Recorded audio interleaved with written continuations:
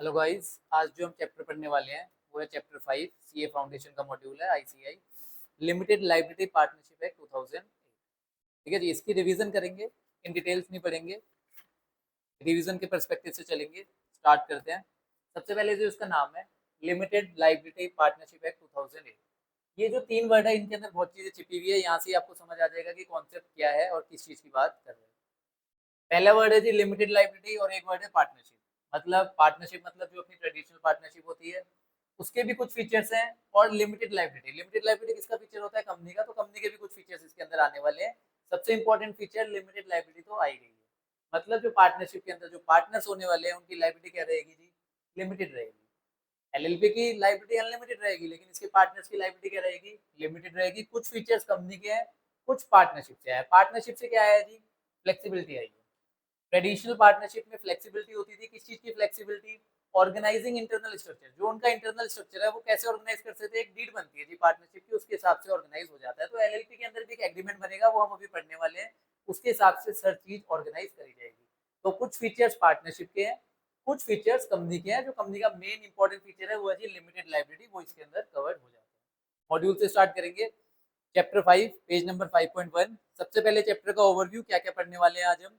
Introduction, कुछ features देखेंगे इसके एसेंशियल्स, इसके क्या कैरेक्टरिस्टिक्स होते हैं, इनकॉर्पोरेशन का क्या प्रोसीजर्स होता है और डिफरेंस बिटवीन लास्ट में देखेंगे।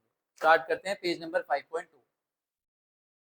Ministry of law justice on 9 January 2007 notified the LLP act. देखो, सबसे पहले कोई भी एक्ट आता है तो उसका ड्राफ्ट आता है, वो कौन बनाता है जी? Ministry of law and justice. नाम से पता लग रहा है लॉ एंड जस्टिस, तो ड्राफ्टिंग का काम कौन करेगी? ये बनाएगी। इन्होंने ड्राफ्ट किया था 9 जनवरी 2007 को। उसके बाद में ये बिल कहाँ चला गया जी? पार्लियामेंट में। जैसे कि हमें पता है दोनों हाउसेज का असेंट लेना होता है। पार्लियामेंट का असेंट आ गया जी 12 दिसंबर 2008। और लास्ट में प्रेसिडेंट का असेंट लेना होता है, जो कब आ गया? 7 जनवरी 2009। और एक्ट को नाम क्या दे दिया हमने? LLP act 2008। ठीक है जी। एक्ट के अंदर टोटल सेक्शन है 81 सेक्शन, 4 शेड्यूल्स है जी। सारे सेक्शन हम नहीं पढ़ने वाले हैं यहाँ पे, क्योंकि इतना इसमें है ही नहीं कंटेंट। जितना मॉड्यूल में उतना ही पढ़ेंगे। 4 शेड्यूल है। 4 शेड्यूल क्या बात करते हैं? पहला शेड्यूल बात करता है right and duties of partners as well as LLP and its partner. Partners की आपस में क्या राइट्स एंड ड्यूटीज रहने वाले हैं। In regard to LLP partners की क्या ड्यूटीज है, क्या राइट्स हैं, और vice versa. In absence of formal agreement, मगर मतलब अगर आपके एलएलपी एग्रीमेंट में कोई राइट्स एंड ड्यूटीज नहीं लिखे हुए हैं तो आप कहाँ से गवर्न करोगे? फर्स्ट शेड्यूल से गवर्न करोगे, वरना आप अपने एग्रीमेंट से देख लेना। सेकंड शेड्यूल क्या बात करता है? Conversion of a firm into LLP. अगर आपको एक पार्टनरशिप फर्म, यहाँ पे फर्म का क्या मतलब है जी? पार्टनरशिप फर्म को कन्वर्ट करना है किसके अंदर? एलएलपी के अंदर। तो आप कौन से शेड्यूल को देखोगे? सेकंड को देखोगे। थर्ड शेड्यूल में दिया हुआ है conversion of a private company into LLP. अगर एक प्राइवेट लिमिटेड को एलएलपी बनाना है तो आप थर्ड शेड्यूल देख सकते हो, उसको फॉलो करके कन्वर्ट कर सकते हो। देन बात करते हैं फोर्थ शेड्यूल की, conversion of unlisted public company. Specifically लिखा हुआ है जी वर्ड अनलिस्टेड, मतलब लिस्टेड तो कन्वर्ट होगी नहीं। अनलिस्टेड पब्लिक कंपनी एलएलपी के अंदर कन्वर्ट होगी। कैसे? फोर्थ शेड्यूल फॉलो करना पड़ेगा। ठीक है जी। इस एक्ट की नीड क्या पड़ गई जी? कि पहले से कंपनीज एक्ट है, पार्टनरशिप एक्ट है, क्यों लेके आए हैं ये एक्ट? ये कह रहे थे कि एक नीड है कि कॉर्पोरेट के अंदर एक ऐसा ट्रेडिशनल पार्टनरशिप के भी फीचर्स मिल जाए और कंपनी के भी फीचर्स मिल जाए, दोनों के फीचर मिलके कोई ऐसा कॉर्पोरेट व्हीकल डील होना चाहिए था। और इन्होंने क्या बना दिया जी? एलएलपी एक्ट बना दिया। A need has been felt for a new corporate form. एक नया कॉर्पोरेट फॉर्म चाहिए था, जिसका नाम हमने क्या दिया है जी? एलएलपी। जिसके अंदर ट्रेडिशनल पार्टनरशिप के भी कुछ फीचर्स हैं और लिमिटेड लाइबिलिटी है किसकी जी? कंपनीज एक्ट की। दोनों के फीचर इसके अंदर आ गए हैं। आगे बढ़ते हैं। Limited liability partnership meaning and concept. LLP is a new form of a legal business. नया फॉर्म है विद लिमिटेड लाइबिलिटी। पार्टनर्स की लाइबिलिटी क्या होने वाली है? लिमिटेड होने वाली है। It is an alternative corporate business that not only gives the benefit of limited liability at low compliance cost। compliance का मतलब जो कंपनीज है कि आपको compliances पता है, बहुत ज्यादा compliances रहती है प्राइवेट कंपनी के लिए, पब्लिक कंपनी के लिए, लेकिन एलएलपी में compliances भी कम है। यहाँ पे जो फीस स्ट्रक्चर है वो भी बहुत मिनिमम रहने वाला है। तो जो compliances है उसकी कॉस्ट बहुत कम हो जाएगी। आप आगे जाके पढ़ोगे ऑडिट की रिक्वायरमेंट, एलएलपी में स्मॉल एलएलपीज के लिए ऑडिट भी करवानी जरूरी नहीं है। तो कंप्लाइंसेस बहुत कम रहने वाली है। अभी हम इसके बारे में और डिटेल में पढ़ेंगे। एक नया फॉर्म है जी, बिजनेस करने का नया तरीका है, जिसके अंदर पार्टनर्स को फ्लेक्सिबिलिटी मिल जाती है। कौन सी? इंटरनल स्ट्रक्चर को ऑर्गेनाइज करने के लिए। कैसे फ्लेक्सिबिलिटी मिल जाती है जी? एक एग्रीमेंट बनेगा, एग्रीमेंट के हिसाब से वर्किंग हो जाएगी। And while the LLP itself will be liable for the full extent. LLP की लायबिलिटी अनलिमिटेड है, लेकिन पार्टनर्स की लायबिलिटी क्या है जी? लिमिटेड है। सेम कॉन्सेप्ट जो हम कंपनी एक्ट में पढ़ते हैं। LLP is a separate legal entity. Same feature, ये फीचर्स हम अभी आगे भी देखेंगे। कंपनी की सेपरेट लीगल एंटिटी होती है, वैसे ही एलएलपी की भी सेपरेट लीगल एंटिटी होती है। सेपरेट लीगल एंटिटी का मतलब separate from its partner. Partner अलग है, एलएलपी अलग रहेगी। And business organization is an alternative corporate business form that give benefits of limited liability and flexibility of partnership. ठीक है, दोनों चीजें हैं जी, बेनिफिट्स मिल जाएंगे लिमिटेड लाइबिलिटी के और पार्टनरशिप की फ्लेक्सिबिलिटी भी मिल जाएगी। तो कुछ नीचे चार्ट फॉर्म में दिए हुए हैं, आप इससे पढ़ सकते हो। एक वर्ड यूज हुआ है LLP is called a hybrid. ये क्या है जी? हाइब्रिड है between a company and partnership. Hybrid क्या होता है? एक मिक्सचर होता है। किस चीज का मिक्सचर है ये?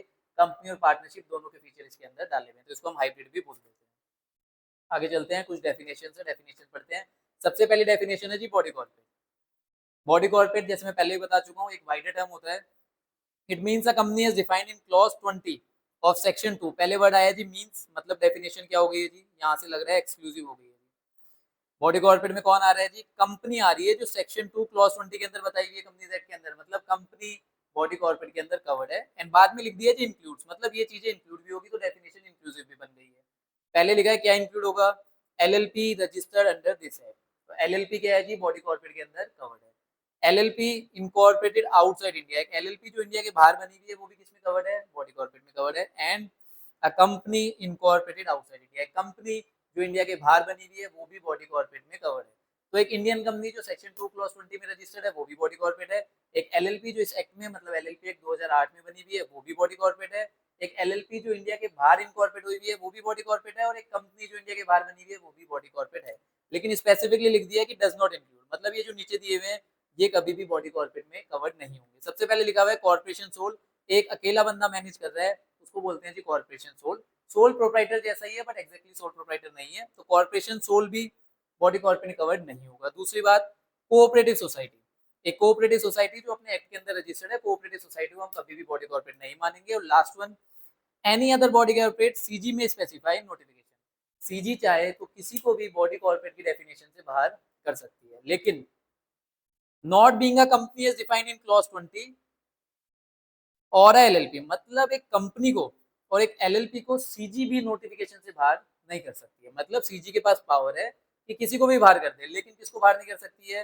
कंपनीज एक्ट में जो कंपनी है और जो एलएलपी के अंदर एलएलपी है उसको बाहर नहीं किया जा सकता। तो बचा कौन? ये एक तो एलएलपी बाहर वाली बच गई और एक कंपनी बाहर वाली, इनको बाहर किया जा सकता है। और डेफिनेशन इंक्लूसिव है, तो इनके जैसा कुछ और भी बॉडी कॉर्पोरेट की डेफिनेशन में आ सकता है। एक बार फिर रिपीट करेंगे, बॉडी कॉर्पोरेट में क्या है? एक तो हमारी कंपनीज एक्ट वाली कंपनी सेक्शन 2 क्लॉज 20 वो बॉडी कॉर्पोरेट है। एलएलपी एक्ट में रजिस्टर्ड है वो भी बॉडी कॉर्पोरेट है। एलएलपी इंडिया के बाहर वाली वो भी बॉडी कॉर्पोरेट है। कंपनी इंडिया के बाहर वाली वो भी बॉडी कॉर्पोरेट है। क्या बॉडी कॉर्पोरेट नहीं है? कॉर्पोरेशन सोल कभी बॉडी कॉर्पोरेट नहीं बनेगा, कोऑपरेटिव सोसाइटी कभी बॉडी कॉर्पोरेट नहीं बनेगी, और जिसको सीजी ने नोटिफिकेशन से बाहर कर दिया वो भी बॉडी कॉर्पोरेट नहीं बनेगी। लेकिन सीजी किसको बाहर नहीं कर सकता है? कंपनी को और एलएलपी को बाहर नहीं कर सकता। बिजनेस, एलएलपी एक्ट के लिए बिजनेस क्या है? कोई भी ट्रेड, कोई भी प्रोफेशन, कोई भी सर्विस। आप कोई सर्विस कर रहे हो, कोई ट्रेड इंडस्ट्री में हो या कोई आप प्रोफेशन दे रहे हो जैसे कि सीए, सीएसईएम में, तो आपको बिजनेस में कवर होगा। And occupation, except any activity with the CG, CG चाहे तो किसी एक्टिविटी को बिजनेस की डेफिनेशन से बाहर कर सकती है, बाकी हर चीज बिजनेस है। ट्रेड करो, प्रोफेशन करो, सर्विस दो या कोई भी ऑक्यूपेशन करो। डेजिग्नेटेड पार्टनर, ये वर्ड जी एलएलपी से आया है। पार्टनरशिप में क्या रहता था? खाली पार्टनर रहता था। यहाँ पे एक वर्ड आ गया जी डेजिग्नेटेड पार्टनर, इसके बारे में हम सेक्शन 7 में पढ़ेंगे। डेफिनेशन में बस इतना लिखा हुआ है, designated partner means any partner designated as such pursuant to section 7, जिसको सेक्शन 7 के हिसाब से डीपी बनाया गया वही क्या है जी? डेजिग्नेटेड पार्टनर है। एंटिटी, अब कहीं पे भी एलएलपी एक्ट में अगर एंटिटी वर्ड यूज हो रहा है तो उसका मतलब क्या है? Body corporate, body corporate entity है। लेकिन लिखा हुआ है इंक्लूड्स अ फर्म, कुछ सेक्शन के लिए जो हमारी पार्टनरशिप एक्ट वाली फर्म होती है वो भी एंटिटी के अंदर कवर्ड हो जाएगी। इसको स्पेसिफिकली आपको याद करने की जरूरत नहीं है कि कौन कौन से सेक्शंस के लिए, बट एंटिटी की डेफिनेशन में बस इतना याद रखेंगे, बॉडी कॉर्पोरेट और कुछ स्पेसिफिक सेक्शंस के लिए पार्टनरशिप फर्म वाली फर्म भी एंटिटी के अंदर कवर्ड हो जाती है। फाइनेंशियल ईयर, इंपॉर्टेंट डेफिनेशन है फाइनेंशियल ईयर की, क्वेश्चन पूछा जा सकता है। जनरली अगर आपसे फाइनेंशियल ईयर पूछा जाए तो 1 अप्रैल को शुरू होता है, 31 मार्च को खत्म हो जाता है। लेकिन एलएलपी के केस में जो हमारा फाइनेंशियल ईयर है वो 18 मंथ्स का हो सकता है। कितने मंथ्स का हो सकता है जी? 18 मंथ्स का हो सकता है। अब ये होगा कैसे 18 मंथ्स का, वो देखते हैं। In case of LLP incorporated after 30 September of a year, अगर आपकी एलएलपी 30 सितंबर के बाद में बनी है, मान लो 1 अक्टूबर को बनी है, उसके बाद में किसी भी डेट पे बनी है, the financial year may on and on 31 March of the year next following that year, मतलब जो अगला साल आ रहा है उसके अगले साल के 31 मार्च पे आप अपना फाइनेंशियल ईयर खत्म कर सकते हो। तो अक्टूबर, नवंबर, दिसंबर, जनवरी, फरवरी, मार्च, 6 महीने ये हो गए और अगले पूरे साल के 12 महीने और मिल जाएंगे, तो 18 महीने का आपका फाइनेंशियल ईयर हो जाएगा। 30 सितंबर के बाद में अगर आपकी एलएलपी बनी है, 1 अक्टूबर को बनी है, तो वैसे तो खत्म कब होना चाहिए था, 1 अक्टूबर से 31 मार्च पे, लेकिन आपको थोड़ा अलाउ किया गया, जैसे मैंने यहाँ बोला था कंप्लायंसेस कम रहने वाली है, तो फाइनेंशियल ईयर का टाइम भी बढ़ा दिया है। आप कंप्लायंसेस कब करना, 1 साल निकल जाए, अगले साल का मार्च आए, उसके बाद में आप कंप्लायंसेस स्टार्ट करना। तो फाइनेंशियल ईयर मैक्सिमम 18 महीने का जा सकता है इन केस ऑफ एलएलपी। जब हम कंपनीज एक्ट में पढ़ते हैं तो ये 15 महीने तक जा सकता है। ठीक है जी। आगे बढ़ते हैं, इनकम टैक्स डिपार्टमेंट। देखो इनकम टैक्स डिपार्टमेंट मतलब आईटीआर फाइल करनी है। आईटीआर के लिए एक ही फाइनेंशियल ईयर है, 1 अप्रैल से 31 मार्च। वहां पे कोई ग्रेस पीरियड अलाउड नहीं है, वहां कोई 18 या 15 महीने का नहीं होने वाला है। तो आईटीआर तो आपको फाइल करनी पड़ेगी, लेकिन एलएलपी एक्ट की जो कंप्लायंसेस है, फॉर्म 8 एंड फॉर्म 11 आगे हम पढ़ेंगे, वो उसके लिए आपको थोड़ा एक्स्ट्रा टाइम मिल जाता है। फाइनेंशियल ईयर आप 18 महीने का बना सकते हो। For an LLP, it means a LLP formed, incorporated or registered outside India which has established a place of business within India. Foreign LLP क्या है, LLP इंडिया के बाहर बनी हुई है, ठीक है जी, इंडिया के बाहर बनी हुई है और इंडिया के अंदर प्लेस ऑफ बिजनेस भी है। खाली इंडिया के बाहर बनना काफी नहीं है, इंडिया के अंदर क्या होना चाहिए, प्लेस ऑफ बिजनेस भी होना चाहिए। आगे बढ़ते हैं, एलएलपी। एलएलपी क्या है, जो इस एक्ट के अंदर रजिस्टर्ड हो गई है। एलएलपी मींस है मतलब एक्सक्लूसिव डेफिनेशन है, partnership formed and registered under this act. This act मतलब एलएलपी एक्ट 2008। एलएलपी एग्रीमेंट, एक एग्रीमेंट बनाना है, जैसे मैंने आपको बताया था, एक रिटर्न एग्रीमेंट बनेगा बिटवीन द पार्टनर और द एलएलपी और between the LLP and its partner, partners के बीच में और पार्टनर्स और एलएलपी के बीच में, जिसके अंदर राइट्स एंड ड्यूटीज लिखी हुई होगी दोनों के आपस के बीच में। Partner, partner in relation to LLP mean a person who becomes a partner in LLP in accordance with the LLP agreement. जैसे कि बोला गया था फ्लेक्सिबिलिटी होती है जी, कैसी फ्लेक्सिबिलिटी है, इंटरनल स्ट्रक्चर को ऑर्गेनाइज करने की। कैसे ऑर्गेनाइज करेंगे, एलएलपी एग्रीमेंट से ऑर्गेनाइज करेंगे। तो पार्टनर भी कैसे अपॉइंट होगा, एलएलपी एग्रीमेंट के हिसाब से अपॉइंट हो जाएगा। स्मॉल एलएलपी इंपॉर्टेंट डेफिनेशन है जी, जैसे कि कंपनीज एक्ट में स्मॉल कंपनी पढ़ते हैं, यहाँ पे क्या है जी, स्मॉल एलएलपी है। क्या डेफिनेशन में लिखा हुआ है, लिमिटेड लायबिलिटी पार्टनरशिप जिसका contribution does not exceed 25 lakh rupees, 25 lakh से ज्यादा कंट्रीब्यूशन ना हो। दूसरी कंडीशन है, एंड लिखा हुआ है दोनों के बीच में, टर्नओवर कितने से ज्यादा ना हो, does not exceed 40 lakh rupees. तो 25 लाख 40 लाख, दो लिमिट है, कंट्रीब्यूशन 25 लाख से ज्यादा नहीं होना चाहिए, टर्नओवर 40 लाख से ज्यादा नहीं होना चाहिए। दोनों फुलफिल हो गई तो आप क्या बन जाओगे, स्मॉल एलएलपी बन जाओगे। जैसे कंपनीज के अंदर कैपिटल होती है, एलएलपी के अंदर क्या होता है, कंट्रीब्यूशन। जो पार्टनर पैसा लेके आते हैं उसको क्या बोलते हैं, हम कंट्रीब्यूशन बोलते हैं। तो कंट्रीब्यूशन 25 लाख से ज्यादा नहीं होना चाहिए। डज नॉट एक्सीड है मतलब 25 लाख हो सकता है, और turnover does not exceed 40 lakh मतलब 40 लाख हो सकती है। दोनों कंडीशन के बीच में एंड लिखा हुआ है, दोनों फुलफिल आपको करनी पड़ेगी। लास्ट कंडीशन है, और लिखा हुआ है, which meet such other requirement as may be prescribed and fulfill such terms and condition as may be prescribed। ऐसी कोई टर्म्स एंड कंडीशन अभी प्रिस्क्राइब नहीं करी गई है। प्रिस्क्राइब कहाँ करी जाती है, रूल्स के अंदर प्रिस्क्राइब करी जाती है, अभी ऐसा कुछ प्रिस्क्राइब नहीं किया गया। ठीक है जी। तो स्मॉल एलएलपी डेफिनेशन छोटी सी डेफिनेशन है, कंट्रीब्यूशन 25 लाख से ज्यादा नहीं होना चाहिए, टर्नओवर 40 लाख से ज्यादा नहीं होना चाहिए। बेनिफिट, सबसे इंपॉर्टेंट बेनिफिट है, स्मॉल एलएलपी को ऑडिट नहीं करवानी पड़ेगी। ठीक है जी। Non applicability of Indian partnership act, save as otherwise provided. देखो ये लॉ की लैंग्वेज है, save as otherwise provided the provision of partnership act shall not apply. जहां पे स्पेसिफिकली मेंशन कर दिया कि पार्टनरशिप एक्ट अप्लाई होगा, वहां तो अप्लाई होगा, उसके अलावा और कहीं पे अप्लाई नहीं होगा। ठीक है जी। तो पार्टनरशिप एक्ट एलएलपी एक्ट पे नहीं लगने वाला है, लेकिन कंपनीज एक्ट एलएलपी एक्ट पे लगने वाला है। जो डेफिनेशन यहाँ नहीं मिल रही तो कहां से लेंगे जी, कंपनीज एक्ट से लेंगे। पार्टनर्स, एन इंडिविजुअल और अ body corporate may be a partner in LLP. Partner कौन बन सकता है, इंडिविजुअल भी बन सकता है जैसे कि मैं आप, या कोई बॉडी कॉर्पोरेट भी बन सकती है। बॉडी कॉर्पोरेट हम पीछे पढ़ चुके हैं, कंपनी, एलएलपी, एलएलपी बाहर वाली, कंपनी बाहर वाली।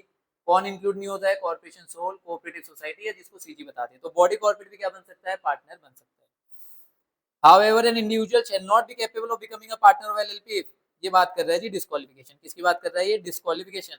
कौन से इंडिविजुअल पार्टनर नहीं बन सकते, मतलब ये लोग डिस्क्वालीफाई हैं, ये लोग पार्टनर नहीं बन सकते हैं। पहली बात, has been found to be of unsound mind by a court. Court ने बोल दिया जी ये बंदा क्या है, अनसाउंड माइंड का है, पागल है, वो बंदा कभी भी पार्टनर नहीं बन पाएगा। And the finding is in force, और जो कोर्ट ने ऑर्डर दिया है वो अभी फोर्स में है, उसने मना नहीं किया है, उसने ये नहीं बोल दिया कि बंदा सही हो गया है, अभी भी वो पागल ही है। दूसरी बात, he is an undischarged installment. Court ने उसे इंस्टॉलमेंट डिक्लेयर कर दिया, इंसॉल्वेंसी डिक्लेयर होने के बाद अभी तक उसने अपनी उधारी सारी पे बैक नहीं करी है, तो वो क्या है जी, अनडिस्चार्ज इंसॉल्वेंट। मतलब वो अपनी उधारी पे नहीं कर पा रहा है, कोर्ट ने उसे इंसॉल्वेंट डिक्लेयर कर दिया और वो अभी भी उधारी पे नहीं कर पाया है, तो वो क्या है जी, अनडिस्चार्ज इंसॉल्वेंट। एक अनडिस्चार्ज इंसॉल्वेंट बंदा कभी भी पार्टनर नहीं बन पाएगा। पहली बात, पागल है, किसने डिक्लेयर करा है, कोर्ट ने, नहीं बन सकता। अनडिस्चार्ज इंसॉल्वेंट वो भी नहीं बन सकता। और तीसरी condition, he has applied to be adjudicated as insolvent and his application is pending. अभी उसने अप्लाई किया कोर्ट के पास कि मुझे इंसॉल्वेंट डिक्लेयर कर दो, अगर एप्लीकेशन पेंडिंग भी है तब भी वो पार्टनर नहीं बन सकता। तो 3 कंडीशन हो गई। इसको क्या पढ़ेंगे हम, disqualification of a partner. Partner कौन बन सकता है, इंडिविजुअल भी बन सकता है, बॉडी कॉर्पोरेट भी बन सकती है, लेकिन कौन से इंडिविजुअल नहीं बन सकते हैं, जो कि अनसाउंड माइंड का है और कोर्ट ने उसे पागल डिक्लेयर कर दिया है, या फिर अनडिस्चार्ज इंसॉल्वेंट है, या फिर उसकी एप्लीकेशन अभी पेंडिंग है। मिनिमम नंबर ऑफ पार्टनर, कितने पार्टनर चाहिए, मिनिमम 2 चाहिए, एटलीस्ट 2 पार्टनर्स।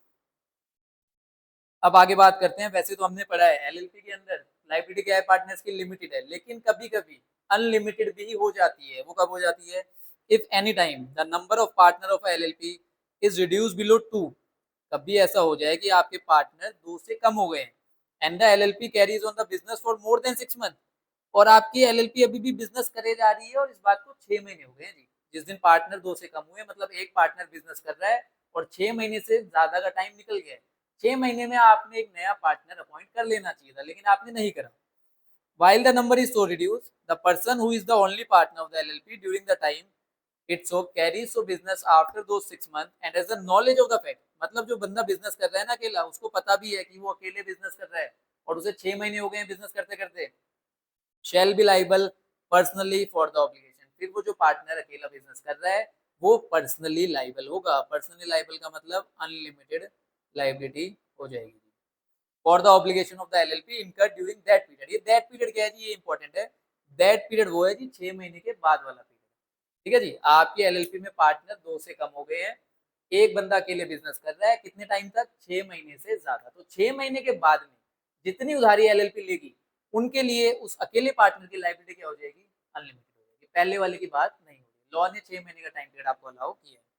डेजिग्नेटेड पार्टनर, हर एलएलपी के अंदर 2 डेजिग्नेटेड पार्टनर होने चाहिए। Shall have at least 2 designated partner who are individual. ये इंपॉर्टेंट है जी, वो दोनों क्या होने चाहिए, इंडिविजुअल होने चाहिए। पीछे पड़ा पार्टनर के लिए इंडिविजुअल भी चलेगा, बॉडी कॉर्पोरेट भी चलेगी।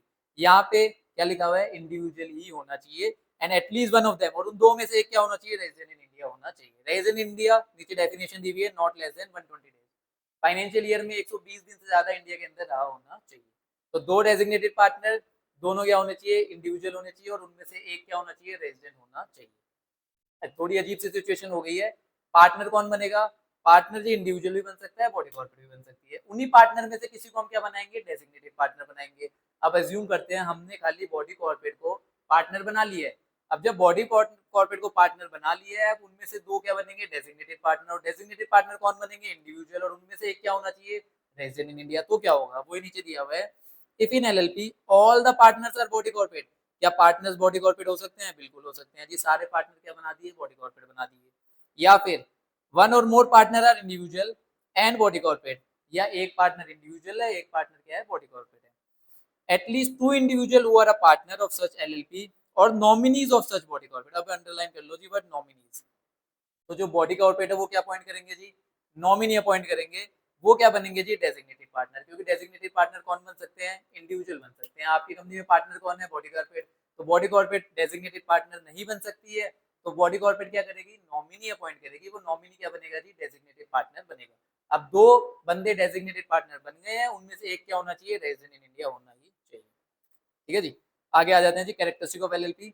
LLP is a body corporate. हमने डेफिनेशन में देखा एलएलपी क्या है जी, बॉडी कॉर्पोरेट है, इस एक्ट के अंदर इनकॉर्पोरेट हुई है, सेपरेट लीगल एंटिटी है इसकी, परपेचुअल सक्सेशन है। बॉडी कॉर्पोरेट के यही फीचर होते हैं, सेपरेट लीगल एंटिटी होती है, परपेचुअल सक्सेशन होते हैं। तो ये उसका एक पहला फीचर हो गया, कैरेक्टरिस्टिक हो गया। दूसरी बात, perpetual succession.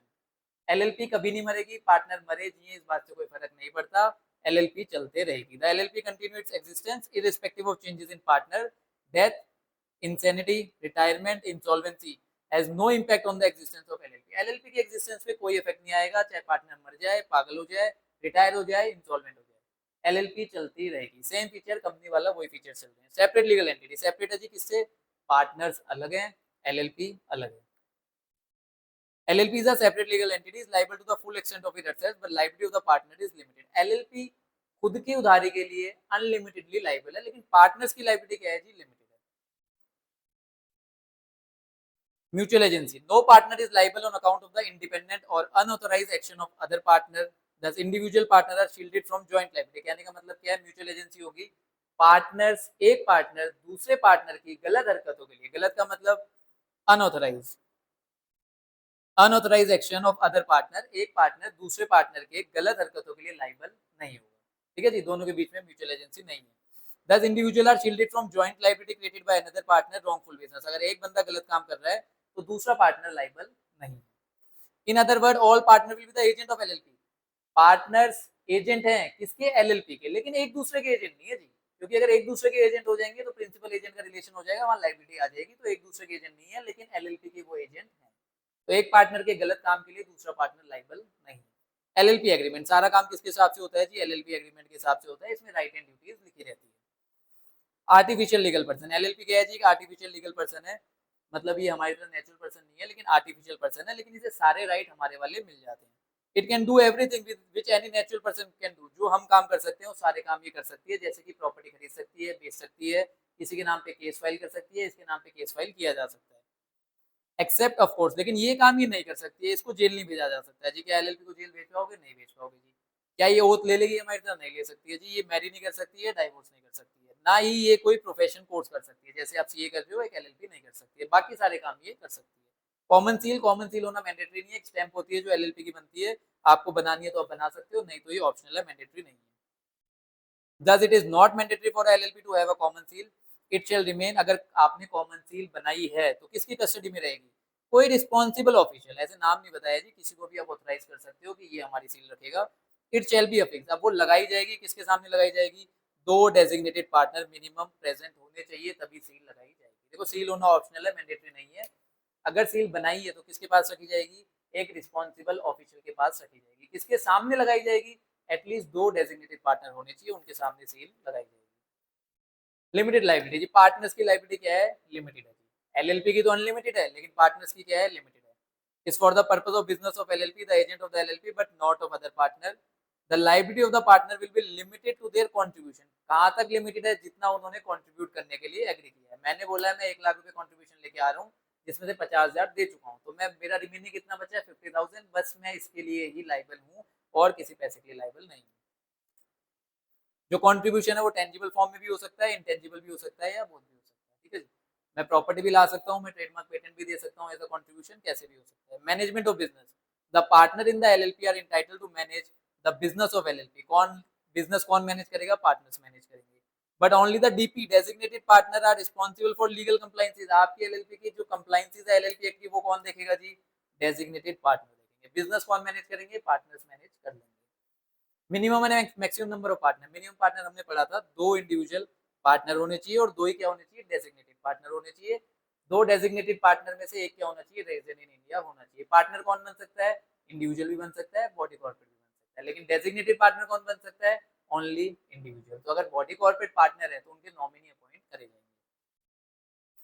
There is no maximum limit on the partner in the LLP, कोई मैक्सिमम लिमिट नहीं है। बिजनेस फॉर प्रॉफिट ओनली, अगर हमने कंपनीज एक्ट पढ़ा हुआ है, वहां पे सेक्शन 8 कंपनी होती थी चैरिटी के लिए। एलएलपी में कोई ऐसा कॉन्सेप्ट नहीं है, कोई चैरिटी के लिए एलएलपी नहीं बनेगी, खाली प्रॉफिट के लिए ही आप बनाओगे। इन्वेस्टिगेशन सीजी के पास पावर है, इन्वेस्टिगेशन कर सकती है एलएलपी के अफेयर्स के अंदर। कॉम्प्रोमाइज और अरेंजमेंट, कोई मर्जर अमलगमेशन डीमर्जर वगैरह हो रहा है तो वो एलएलपी एक्ट के हिसाब से हो जाएगा। कन्वर्जन इनटू एलएलपी, फर्म भी कन्वर्ट हो सकती है, हमने शेड्यूल 1 शेड्यूल 2 देखा था।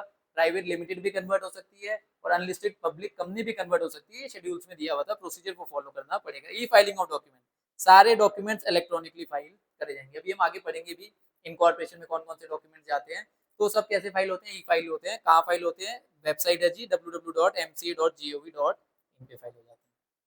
फॉरेन एलएलपी, फॉरेन एलएलपी की डेफिनेशन हम पीछे पढ़ चुके हैं, फॉरेन एलएलपी की डेफिनेशन हम पढ़ चुके हैं, एक बार रिपीट हो रही है। Define foreign LLP as a LLP formed incorporated registered outside India. कहाँ पे बनी हुई है जी, कहाँ रजिस्टर्ड हुई है, आउटसाइड इंडिया। लेकिन इंडिया के अंदर क्या है जी, प्लेस ऑफ बिजनेस होना जरूरी है। ठीक है जी, foreign LLP can become a partner in Indian LLP. देखो इंडियन एलएलपी में पार्टनर कौन बन सकता था, इंडिविजुअल और बॉडी कॉर्पोरेट।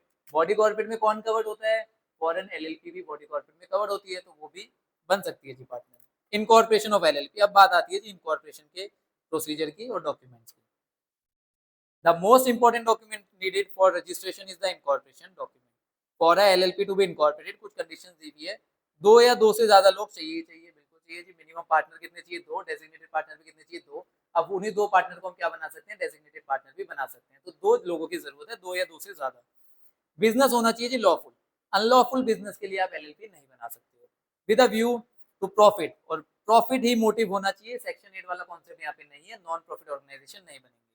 क्या करेंगे जी, सब्सक्राइब करेंगे। सब्सक्राइब करने का मतलब साइन करेंगे अपने नेम इनकॉर्पोरेशन डॉक्यूमेंट पे कि हम रेडी हैं जी एलएलपी बनाने के लिए। सेक्शन 11 है जी इनकॉर्पोरेशन का, सबसेक्शन 1 का ए पॉइंट पढ़ लिया, बी पे आ गए हैं। The incorporation document shall be filed in such manner with such fees as may be prescribe with the registrar. As may be prescribe का मतलब रूल्स में बताया जाएगा। इनकॉर्पोरेशन डॉक्यूमेंट होता कौन सा है जी, फॉर्म जाता है फिलिप। फिलिप फॉर्म आपको फाइल करना होता है रजिस्ट्रार के पास में। Of the state in which the registered office of the LLP situated. अब एलएलपी बनाने जा रहे हो, कहीं ना कहीं कोई ऑफिस तो रखोगे, उस ऑफिस को क्या बोलेंगे, रजिस्टर्ड ऑफिस। जिस स्टेट में आपका रजिस्टर्ड ऑफिस है उसी स्टेट के रजिस्ट्रार के पास आप डॉक्यूमेंट्स फाइल करोगे। पहली कंडीशन क्या है, दो या दो से ज्यादा लोग चाहिए। बिजनेस क्या होना चाहिए, लॉफुल होना चाहिए। मोटिव क्या होना चाहिए, प्रॉफिट अर्न करना। ठीक है जी, वो क्या करेंगे, इनकॉर्पोरेशन डॉक्यूमेंट को सब्सक्राइब करेंगे, अपने साइन करेंगे। इनकॉर्पोरेशन डॉक्यूमेंट कहाँ फाइल होगा जी, उस रजिस्ट्रार के पास जहाँ पे आपका रजिस्टर्ड ऑफिस है, उस स्टेट के रजिस्ट्रार के पास इनकॉर्पोरेशन डॉक्यूमेंट फाइल कर देंगे। फॉर्म का नाम है FiLLiP. Statement to be file, खाली इतना ही नहीं है, कुछ स्टेटमेंट्स भी लगानी पड़ेगी। क्या स्टेटमेंट है, there shall be filed along with the incorporation document a statement in the prescribed form. कौन दे रहा है जी, advocate, company secretary, chartered accountant, cost accountant. Declaration लेनी है जी प्रोफेशनल से। अब कल को आप सोचोगे आपको एलएलपी बनानी है, क्या खुद बना लोगे, नहीं जी, एक प्रोफेशनल के पास जाना पड़ेगा। प्रोफेशनल कौन कौन हो सकता है, सीए, सीएस, सीएमए या एडवोकेट भी प्रोफेशनल में कवर्ड है। तो इनसे एक डिक्लेरेशन लेनी है। क्या डिक्लेरेशन लेनी है, all the requirement of this act and the rules have been complied with। जो एलएलपी एक्ट 2008 है उसके सारे प्रोविजन, सारे रूल्स कंप्लाई हो गए हैं। कौन देगा ये डिक्लेरेशन, प्रोफेशनल देगा। भाई बनता भी है, प्रोफेशनल फीस किस चीज की ले रहा है, इसी चीज की फीस ले रहा है। किस चीज की, एलएलपी एक्ट की कंप्लायंस देखेगा वो। तो इनकॉर्पोरेशन में उससे डिक्लेरेशन भी लगवाएंगे कि एलएलपी एक्ट कंप्लाई हो गया है। ना खाली प्रोफेशनल से, एक सब्सक्राइबर से भी लगाएंगे। By anyone who subscribe is name to the incorporation document. जिस जिसने अपना नाम सब्सक्राइब किया है, जो हमने ऊपर पढ़ा था ना, दो या दो से ज्यादा लोग चाहिए जो पार्टनर और डीपी होने वाले हैं, उनको भी डिक्लेरेशन देनी है क्या, कि हमने एलएलपी एक्ट की कंप्लायंस कर दी है। आगे बढ़ते हैं। In respect of incorporation matter precedent and incidental thereto. अब क्या पूरा एलएलपी एक्ट स्टार्टिंग में कंप्लाई कर लोगे, नहीं जी, खाली इनकॉर्पोरेशन वाली जो मैटर है उन्हीं को कंप्लाई करेंगे। तो प्रोफेशनल ये डिक्लेरेशन देगा और सब्सक्राइबर भी ये डिक्लेरेशन देगा कि एलएलपी एक्ट और रूल की कंप्लायंस हो गई है। कौन से वाले, जो इनकॉर्पोरेशन से रिलेटेड है। ठीक है जी, the incorporation document shall be in form as may be prescribe. मैं फॉर्म आपको बता चुका हूँ, फिलिप फॉर्म जाएगा जी। State the name of the LLP, उसमें एलएलपी का नाम लिखा होना चाहिए, उसका बिजनेस लिखा होना चाहिए, रजिस्टर्ड ऑफिस लिखा होना चाहिए, जिस जिसने सब्सक्राइब किया है, मतलब जो जो पार्टनर है उनका नेम और एड्रेस होना चाहिए। Name and address of the person, जो डेजिग्नेटेड पार्टनर है उनका भी नेम और एड्रेस होना चाहिए। और such other information concerning the proposed LLP as may be prescribe, जो रूल्स के अंदर बताइए वो सारी इन्फॉर्मेशन होनी चाहिए। कहने का मतलब है इनकॉर्पोरेशन करने जा रहे हो, फिलिप फॉर्म जाएगा जी, फॉर्म फाइल करना है। फॉर्म में कुछ अटैचमेंट्स लगनी है। क्या क्या अटैचमेंट लगनी है भाई, डिक्लेरेशन लेनी है। किससे डिक्लेरेशन लेंगे जी, प्रोफेशनल से। प्रोफेशनल कौन होने वाला है जी, company secretary, chartered accountant, CMA या एडवोकेट। और डिक्लेरेशन किससे लेंगे, सब्सक्राइबर से भी लेंगे। सब्सक्राइबर कौन, वही जो दो बंदे जो हमें चाहिए एलएलपी बनाने के लिए। वो क्या देंगे डिक्लेरेशन, कि एलएलपी एक्ट और रूल की कंप्लायंस हो गई है। उसके बाद में लॉफुल बिजनेस होना चाहिए, प्रॉफिट का मोटिव होना चाहिए। नेम, एलएलपी का नेम बताना है फॉर्म के अंदर, प्रपोज बिजनेस बताना है कि आप बिजनेस करने वाले हैं, रजिस्टर्ड ऑफिस कहाँ पर है, वो पार्टनर्स की सारी डिटेल जाएगी, डेजिग्नेटेड पार्टनर का भी नेम और एड्रेस जाएगा, और वो इन्फॉर्मेशन जो रूल्स में बताई वो सारी इन्फॉर्मेशन आपको फिलिप के साथ फाइल कर देनी है।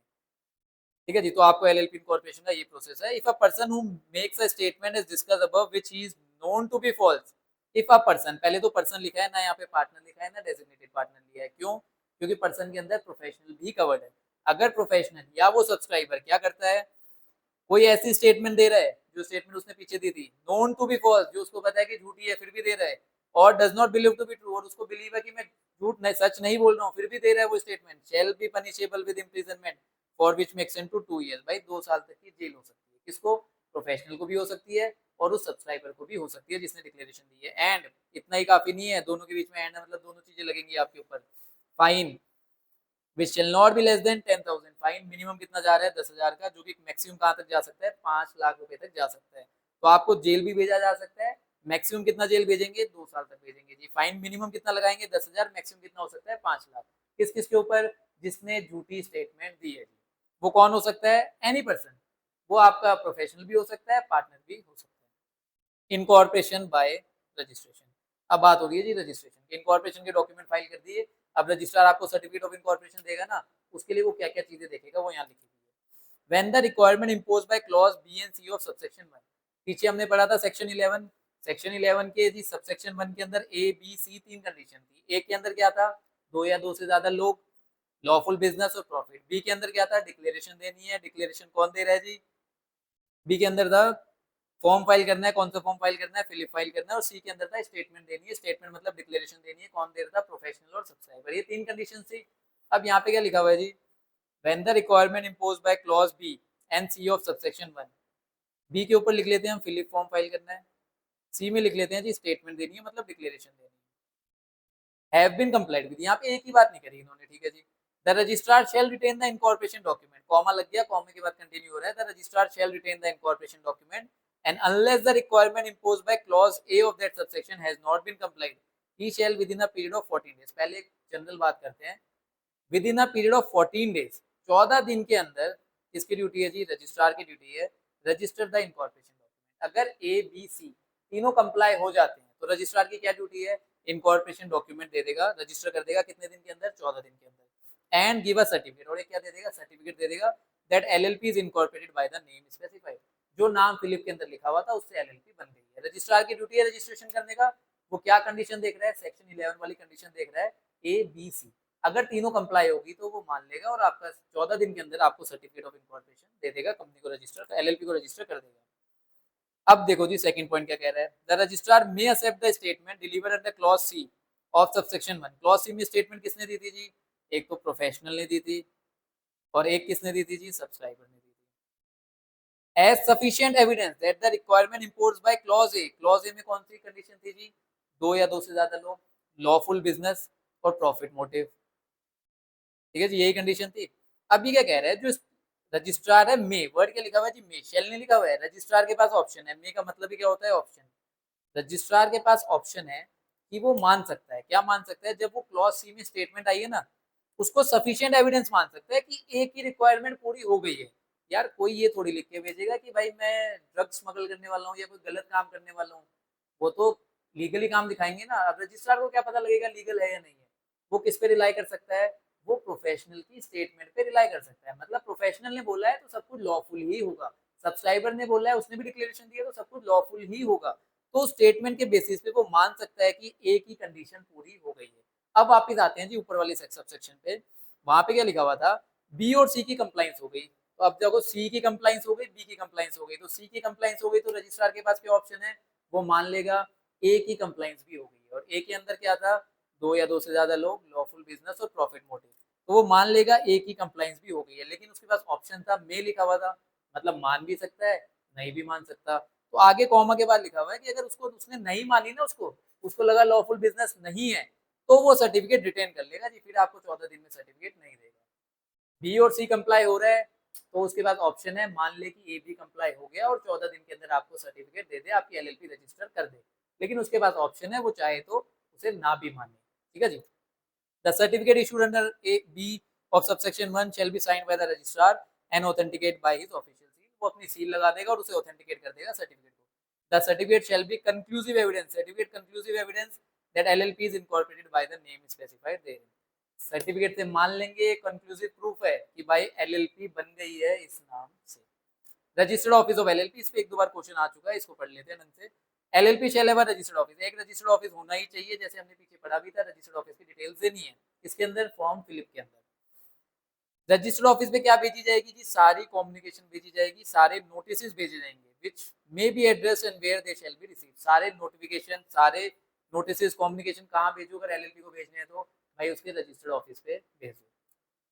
A document may be served on LLP, partner, BP by sending it by post under a certificate of posting or by registered post or by any other manner as may be prescribed at registered office and any other address specifically declared by the LLP for the purpose in such form and manner as may be prescribed। अगर आपको partner को कोई notice भेजना है, आपको designated partner को भेजना है, एलएलपी को भेजना है, तो भाई पोस्ट से भेजो, रजिस्टर्ड पोस्ट से भेजो या फिर post under a certificate of posting या फिर किसी भी मैनर जो रूल में बताया हुआ है। कहाँ भेजो जी, रजिस्टर्ड एड्रेस पे भेजो। या एलएलपी ने अगर स्पेसिफिकली बता रखा है कि मुझे इस एड्रेस पे भेजो, रजिस्टर्ड ऑफिस के अलावा कोई एड्रेस बताया हुआ है कि सारे कम्युनिकेशन यहाँ भेजो, तो आपको वहां भेजने पड़ेंगे, वरना कहाँ भेज दो, रजिस्टर्ड ऑफिस पे भेज दो। कोई भी नोटिस अगर पार्टनर को भेजना है, डेजिग्नेटेड पार्टनर को भेजना है, एलएलपी को भेजना है, कहाँ भेजेंगे जी, रजिस्टर्ड ऑफिस पे या उस एड्रेस पे जो एलएलपी ने बता रखा है कि मुझे सारे नोटिस यहाँ आने चाहिए। ठीक है जी। रजिस्टर्ड ऑफिस की डिटेल हम इनकॉर्पोरेशन के डॉक्यूमेंट में फाइल कर देते हैं।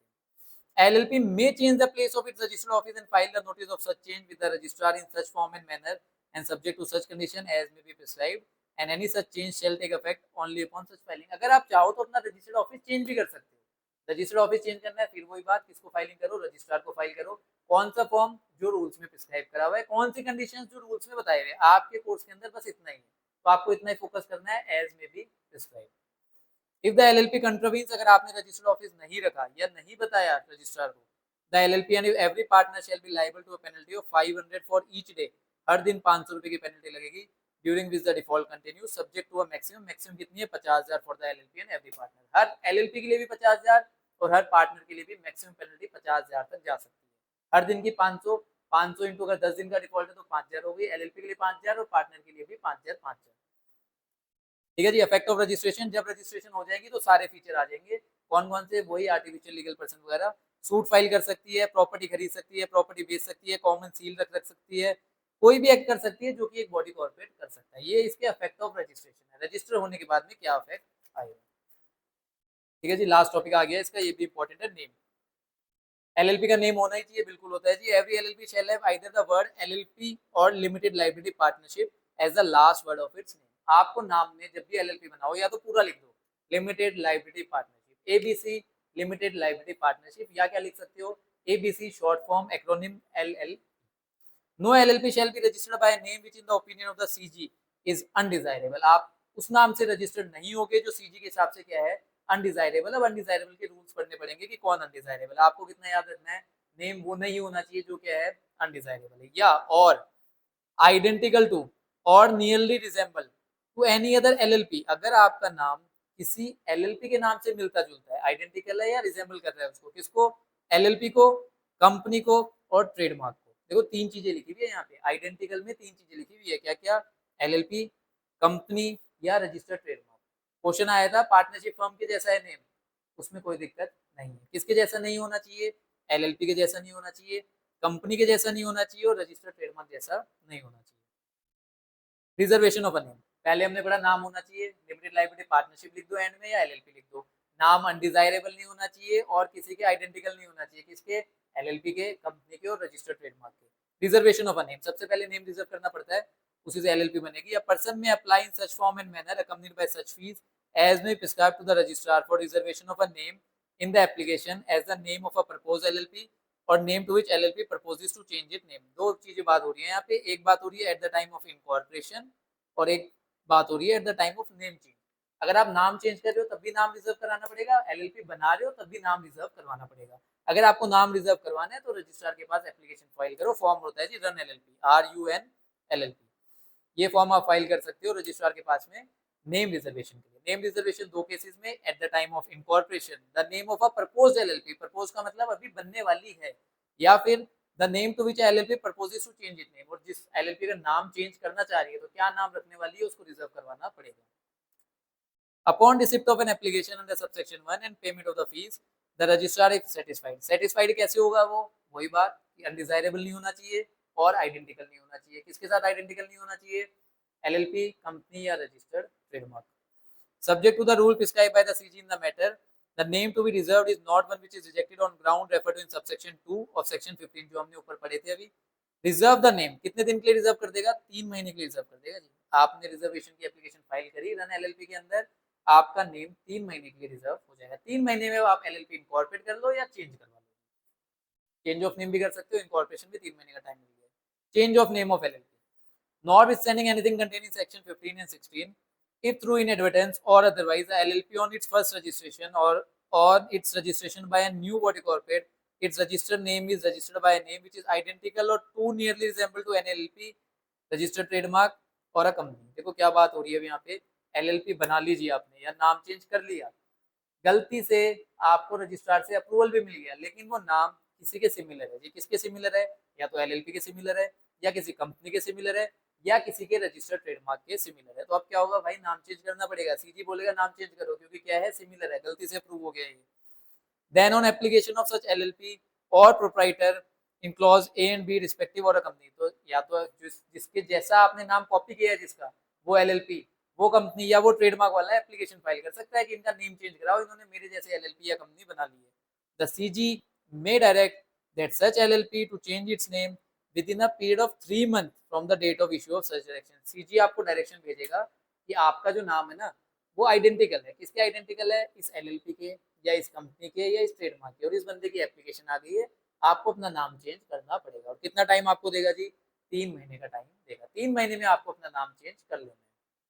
क्या बात हो रही है यहाँ पे, आप इनकॉर्पोरेट हो गए हो या आपने अपना नाम चेंज कर लिया है, लेकिन वो नाम गलती से सिमिलर है किसी एलएलपी के, किसी कंपनी के या किसी ट्रेडमार्क के, तो वो बंदे चाहें तो एप्लीकेशन दे सकते हैं सीजी को कि इनका नाम चेंज कराओ, और सीजी को लगा कि हाँ भाई दोनों नेम सिमिलर से हैं, तो आपको बोलेगा कि 3 महीने में आप अपना नेम चेंज कर लो। It is further provided that an application of the proprietor of the registered trademark shall be maintainable within a period of 3 years from the date of incorporation और रजिस्ट्रेशन और change of name of LLP. जो trademark वाला है उसके लिए time लिख दिया जी, trademark वाले को 3 साल में एप्लीकेशन दे देनी है, उसके बाद में उसकी एप्लीकेशन मेंटेनेबल नहीं है। मतलब मैंने आज एलएलपी बनाई है और अगर मेरी एलएलपी का नेम किसी ट्रेडमार्क के सिमिलर है तो उस ट्रेडमार्क ओनर के पास में 3 साल का टाइम है, 3 साल के अंदर वो सीजी को एप्लीकेशन दे दे कि इनको नेम चेंज कराओ, उसके बाद में वो एप्लीकेशन नहीं दे सकता।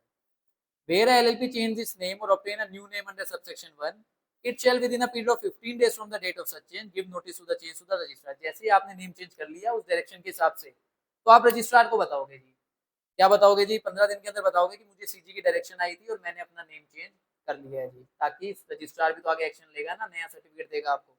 तो रजिस्ट्रार क्या करेगा, with in 30 days of such change in certificate of incorporation LLP से where a LLP change its name or obtain a new name under subsection 1, it shall within a period of 15 days from the date of such change give notice the change to the registrar। Registrar को हमें बताना है 15 दिन के अंदर, along with the order of the CG, जो CG ने direction भेजी थी वो भी रजिस्ट्रार को भेज देना। Who shall carry out the necessary changes in the certificate of incorporation, वो सर्टिफिकेट ऑफ इनकॉर्पोरेशन में चेंजेस कर देगा कौन, रजिस्ट्रार।